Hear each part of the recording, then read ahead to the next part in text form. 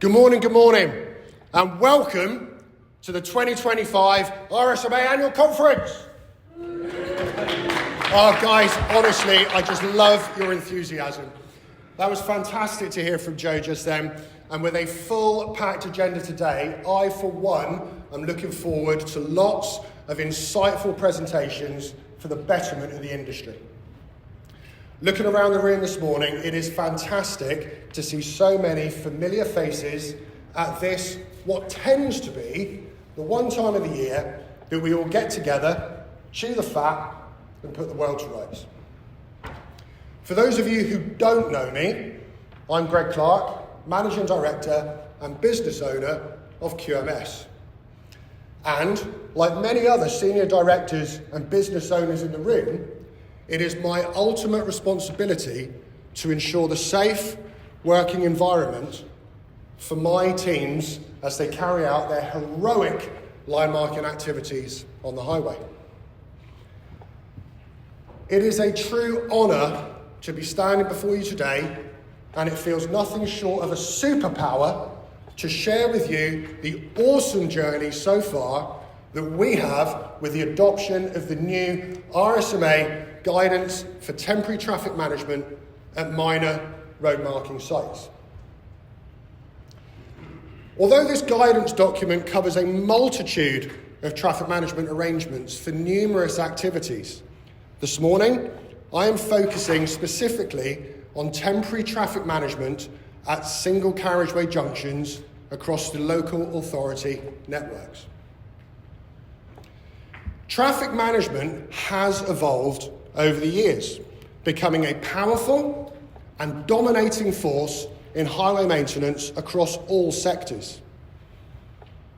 But let's be real, when it comes to line marking, we are far too often still treated with a get in, get it done, and get out again attitude. But why? Why is it frequently accepted that less traffic management is needed just because the process is faster? Should our team members face greater risk of their personal safety just because a task is quicker to complete? Why does there not appear to be the same focus for the protection of line marking operatives as there are for other highway maintenance activities? Or even the same focus as there appears to be for avoiding delaying of the road user? And why, despite all of the guidance that is available, do line marking companies continue to allow their operatives to work in this manner? Let's take a quick trip down memory lane. I began my official journey in this epic industry back in 1990, 35 years ago.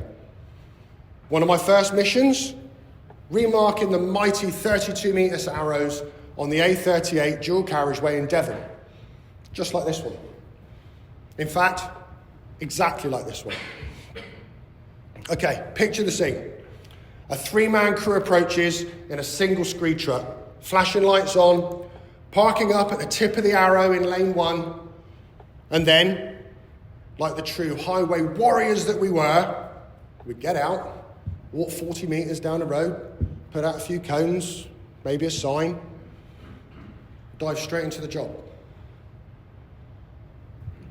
Can you imagine doing that today? But at the time, that was normal. I was also the chief broom pusher on the surface dressing junction markings.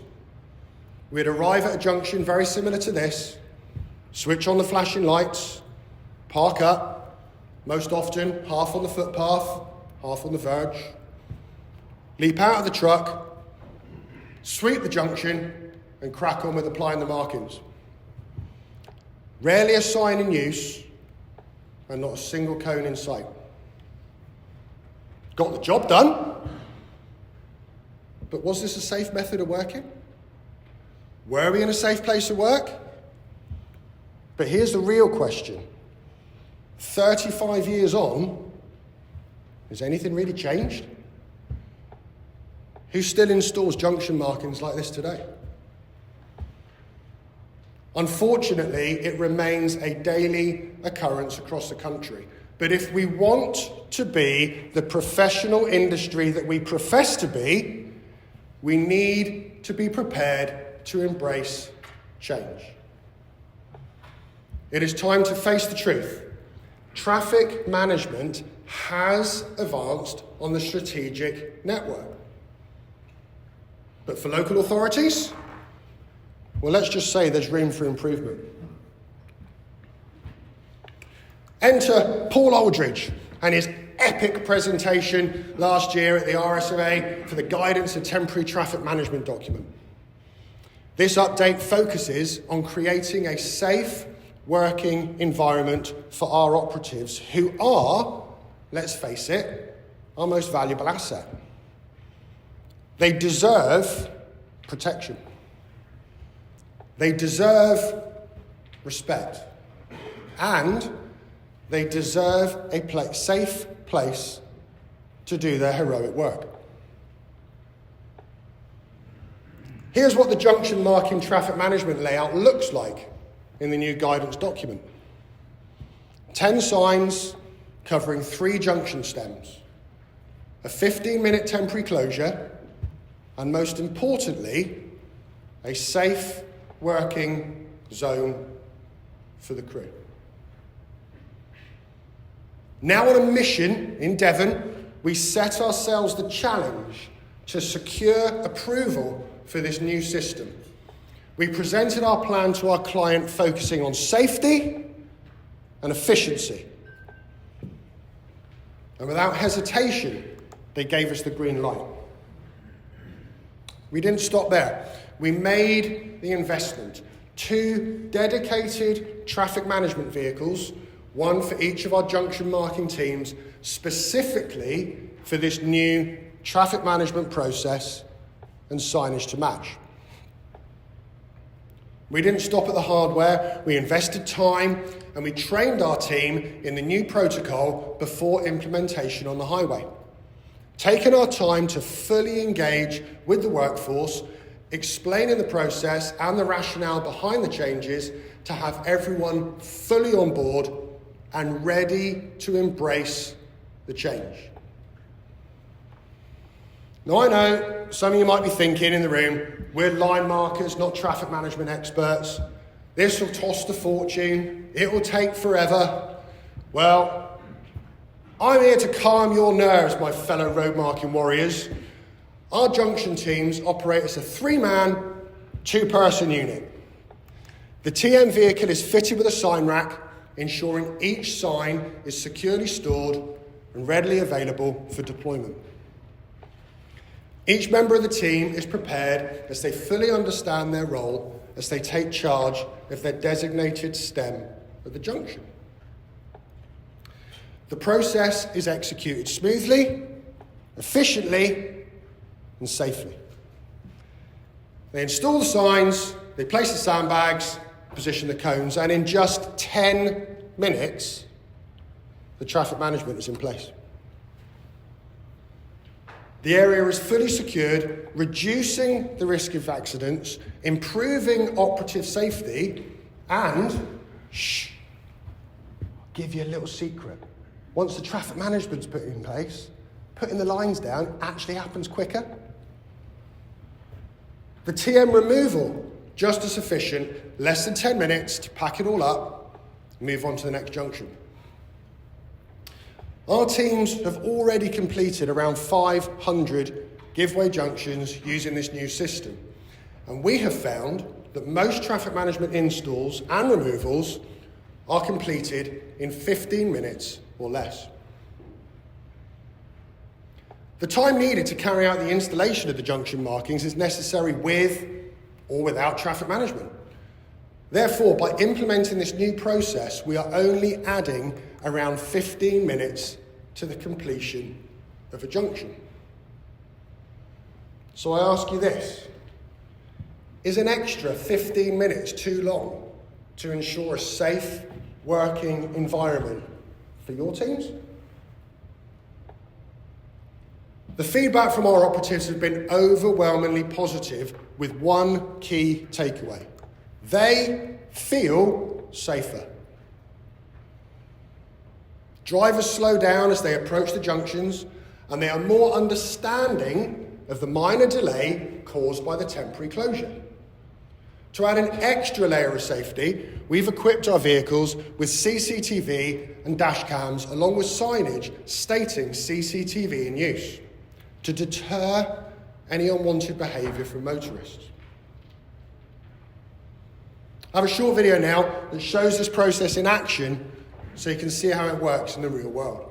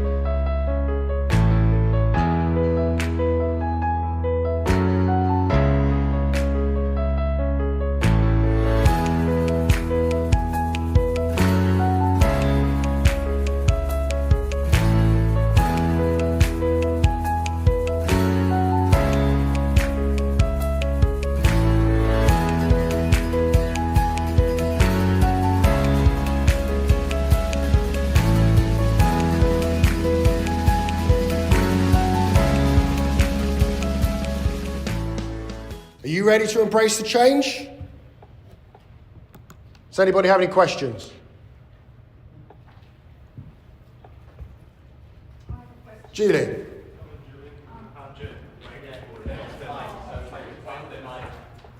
So my question is, what pushback do you get from, let's say, bus companies when you stop, their bus was then held up and their timetables were sort of delayed by 15 minutes. Did you have to collaborate with them to make sure if it was on a bus route, you didn't delay them? Or what about, I see the example you gave on rural. What problems did you find when you trialled it in a city centre where it could cause a bit more gridlock? Did you have to really check on the times you scheduled your work? I'm just interested on those kind of challenges that you found and how you overcame them. Absolutely fantastic question there, Julie. Unfortunately, the package of works that we've got is rural giveaway junctions. So we haven't actually done anything within towns and cities. So working with bus companies, I'm sure there's going to be issues if they are on bus routes. But this is a starting point, and certainly the package that we've had on the rural giveaway junctions has certainly not had any negative impact at all. But I can't help you in towns and cities, I'm afraid. We haven't been involved in that. We haven't trialled it in those areas. Any more? No. What sort of training, you mentioned you trained, are there any industry TTM level qualifications, or is it just bespoke? So let's say the IHE certificates, records and really apply to some of these. So is it formal training for design and operatives, or is it just bespoke for your company? So, as part of the Sector Scheme 7 requirements, there is an element within there and within the NVQs for the operatives to have basic traffic management training. So all of our operatives have basic traffic management arrangements, and it's our understanding that the guidance document that has been put together falls in line with what the Trade Association and Sector Scheme 7 requires. We're not actually doing physical, like stop and go, traffic light type arrangements. So it falls well within Sector Scheme 7 as far as we're concerned.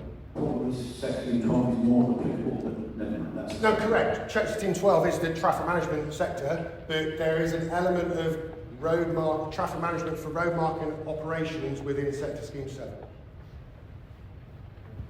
Dom. Hi, Dominic Brown from Highways Magazine. Great presentation. I was wondering, this is kind of sort of June question. The automation of co-lane on the national highways network, we've seen some progress there. Do you think that would ever be possible for sites like this, or are they just too small, too bespoke? Can you ever see an automated process? And would it make sense for the guidance to start building towards that possibility? Personally, no. I think every giveaway junction is different size, different scenarios, different places, where you can set the signs, the positioning within the signs, the positioning within the cones. It all depends on the actual site layout. So to try and automate that I don't believe is going to be something that would work in that environment. Okay? Oh. Yep.